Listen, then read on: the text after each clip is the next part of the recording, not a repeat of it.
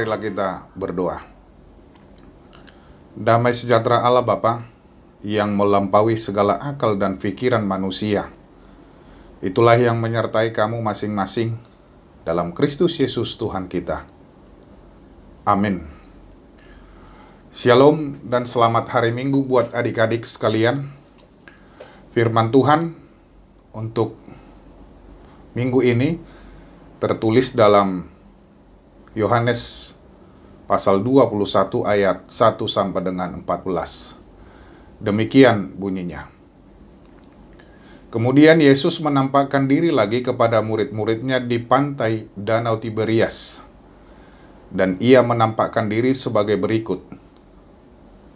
Di pantai itu berkumpul Simon Petrus, Thomas yang disebut Didimus, Nathanael dari Kana yang di Galilea, anak-anak Zebedeus, dan 2 orang murid-murid yang lain. Kata Simon Petrus kepada mereka, "Aku pergi menangkap ikan." Kata mereka kepadanya, "Kami pergi juga dengan engkau." Mereka berangkat lalu naik ke perahu, tetapi malam itu mereka tidak menangkap apa-apa. Ketika hari mulai siang, Yesus berdiri di pantai. Akan tetapi murid-murid itu tidak tahu bahwa itu adalah Yesus. Kata Yesus kepada mereka, "Hai anak-anak, adakah kamu mempunyai lauk pauk?" Jawab mereka, "Tidak ada." Maka kata Yesus kepada mereka, "Tebarkanlah jalamu di sebelah kanan perahu, maka akan kamu peroleh." Lalu mereka menebarkannya, dan mereka tidak dapat menariknya lagi karena banyaknya ikan. Maka murid yang dikasihi Yesus itu berkata kepada Petrus, "Itu Tuhan." Ketika Petrus mendengar bahwa itu adalah Tuhan, maka ia mengenakan pakaiannya, sebab ia tidak berpakaian, lalu terjun ke dalam danau. Murid-murid yang lain datang dengan perahu karena mereka tidak jauh dari darat. Hanya kira-kira 200 hasta saja, dan mereka menghela jala yang penuh ikan itu. Ketika mereka tiba di darat, mereka melihat api arang dan di atasnya ikan dan roti. Kata Yesus kepada mereka, "Bawalah beberapa ikan yang baru kamu tangkap itu."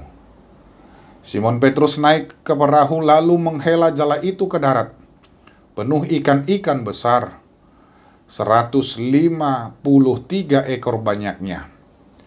Dan sungguh pun sebanyak itu, jala itu tidak koyak. Kata Yesus kepada mereka, "Marilah dan sarapanlah." Tidak ada di antara murid-murid itu yang berani bertanya kepadanya, "Siapakah engkau?" Sebab mereka tahu bahwa ia adalah Tuhan. Yesus maju ke depan, mengambil roti dan memberikannya kepada mereka. Demikian juga ikan itu. Itulah ketiga kalinya Yesus menampakkan diri kepada murid-muridnya sesudah ia bangkit dari antara orang mati. Demikian firman Tuhan. Adik-adik sekalian, untuk ketiga kalinya di dalam Injil Yohanes, Tuhan Yesus menampakkan dirinya kepada murid-muridnya. Saat itu ia menampakkan dirinya kepada 7 orang muridnya saat mereka menangkap ikan di Danau Galilea. Kehadiran Yesus setelah kebangkitannya di tengah-tengah murid-muridnya tidak seperti sebelum kematiannya. Setelah kebangkitannya sepertinya, para murid merasa tidak memiliki kepastian masa depan sehingga beberapa di antara mereka pergi melaut untuk menangkap ikan. Apakah itu untuk mengambil jalan hidup yang lain atau sekedar menghabiskan waktu? Tidak dapat kita ketahui secara pasti. Sehingga pada saat yang tidak menentu itu, Yesus kembali hadir dan menyatakan bahwa Dia tetap peduli dan mengasihi para muridnya. Saat itu, para murid belum mengenali Yesus secara pasti yang sedang berdiri di pantai. Peristiwa itu tampaknya mempersiapkan mereka untuk mempelajari suatu hal penting, dalam kemuritan mereka, bahwa terpisah dari Yesus, mereka tidak dapat melakukan apa-apa. Seperti apa yang pernah disampaikan di dalam Yohanes 15 ayat 5. Titik balik terjadi ketika pagi menjelang.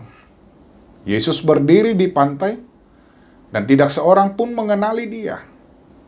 Ia menanyai mereka tentang ikan yang mereka dapat. Mereka mengakui kegagalan mereka. Tuhan tahu bahwa murid-murid mengalami kegagalan. Lalu mengapa ia tidak menolong mereka lebih cepat? Jawabannya adalah mereka memang perlu mengalami kegagalan. Namun kegagalan di sini bukan merupakan prasyarat untuk mencapai sukses. Jika laki-laki yang berdiri di tepi pantai yang semula mereka tidak kenali itu memberikan saran sejak awal, mereka tentu akan menolak nasihatnya. Setelah mengalami kegagalan di sepanjang malam, barulah mereka siap mendengarkan suara Tuhan. Lalu Yesus memberi saran yang menjanjikan keberhasilan. Benar saja, mereka mendapatkan ikan dalam jumlah yang besar. Mujizat Yesus yang mengisi jala mereka penuh dengan ikan yang menyatakan kuasa ilahinya menyadarkan para murid bahwa dialah Yesus. Yesus menemui murid-muridnya saat mereka gagal. Melalui apa yang dia perbuat, Yesus menyatakan dirinya sebagai Tuhan yang memperhatikan kehidupan mereka dan memenuhi kebutuhan mereka. Lihatlah bagaimana ia menyediakan api arang dan roti sebelum mereka tiba di pantai. Ia ingin murid-muridnya tahu bahwa ia memelihara kehidupan mereka, baik saat ia masih bersama-sama mereka di bumi, maupun saat ia kembali ke rumah Bapa kelak.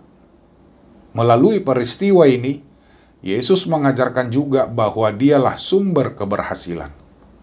Maka bergantung padanya dalam setiap situasi dan keadaan adalah penting, karena dialah yang berkuasa atas segala sesuatunya.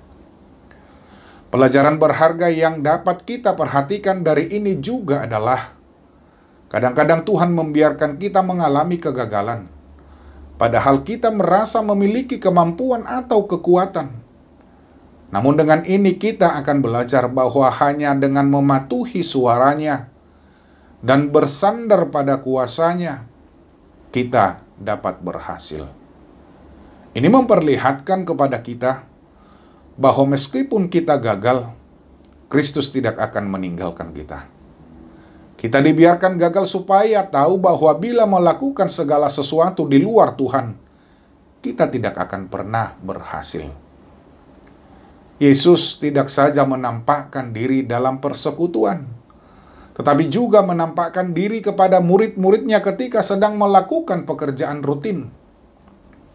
Ketika sedang bekerja keras untuk mencari nafkah, menebarkan jala mencari ikan, Yesus juga memberi petunjuk ke arah mana jala harus ditebarkan.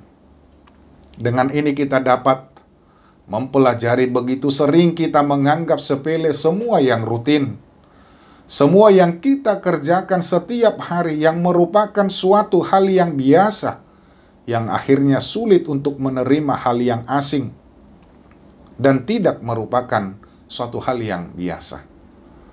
Dalam hal ini juga terjadi dalam hal mendengarkan Tuhan. Pada saat mana Tuhan memberikan petunjuk ke arah mana seharusnya kita menebarkan jala kita. Semua ini karena kita menempatkan kedudukan Yesus hanya di tempat-tempat ibadah.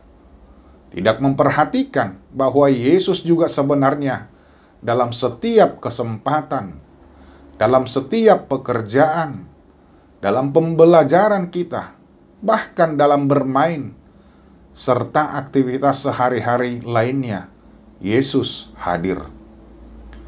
Dengan begitu asiknya melakukan pekerjaan rutin sehari-hari, kita sering lupa memberikan kepada Yesus apa yang Ia minta dari kita. Bukankah yang kita peroleh semata-mata adalah berkat-Nya? Ketika Yesus mengatakan bahwalah beberapa ikan yang kamu tangkap, sebenarnya Yesus sudah memiliki roti dan ikan yang sedang dibakar. Tetapi ia meminta apa yang ada pada kita. Apakah kita merasa berat karena harus memberikan beberapa ekor ikan hasil tangkapan kita? Karena harus memberikan dari apa yang kita miliki. Undangan Yesus untuk makan bersama mengingatkan mereka akan kedekatan mereka dengannya pada masa yang lalu. Ini bukan sekedar mengingatkan apa yang biasa mereka lakukan, tetapi merupakan peneguhan Yesus bahwa mereka masih menjadi murid-muridnya yang dikasihinya dan yang akan diutusnya untuk mengabarkan Injil. Kepada kita, para muridnya masa kini, panggilan misi itu dipercayakan. Dengan taat kepada firman-Nya, misi penginjilan pasti berhasil.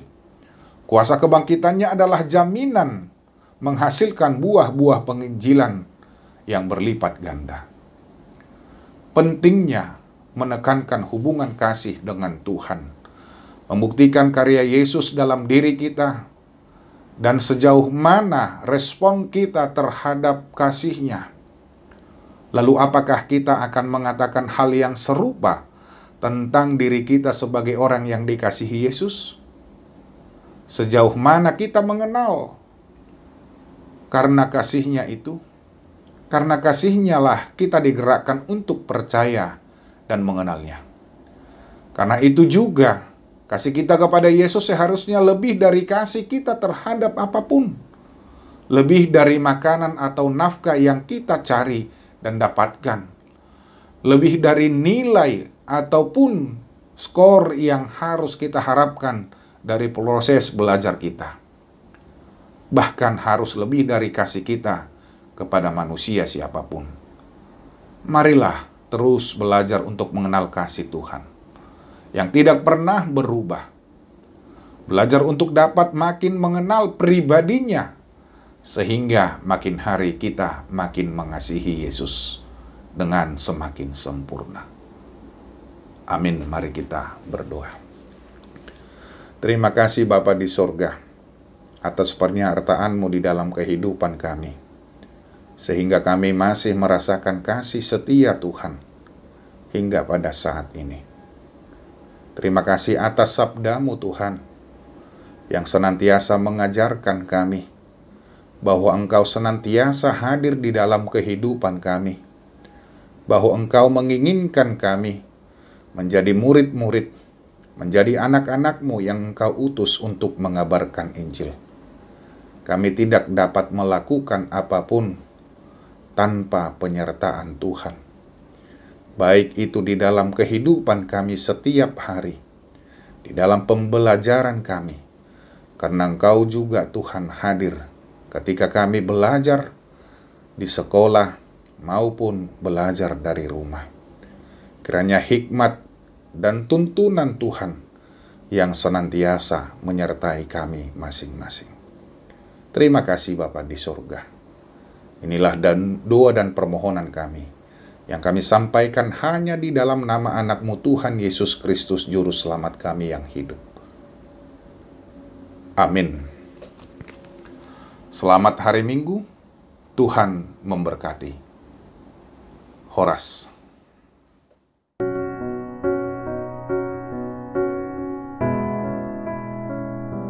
Seperti rusa yang haus, rindu aliran sungai-Mu.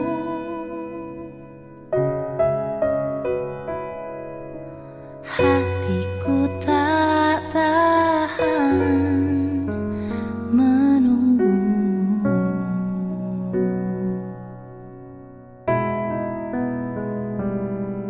Bagai tanah gersang menanti datangnya hujan, begitupun jiwaku, Tuhan. Hanya Engkau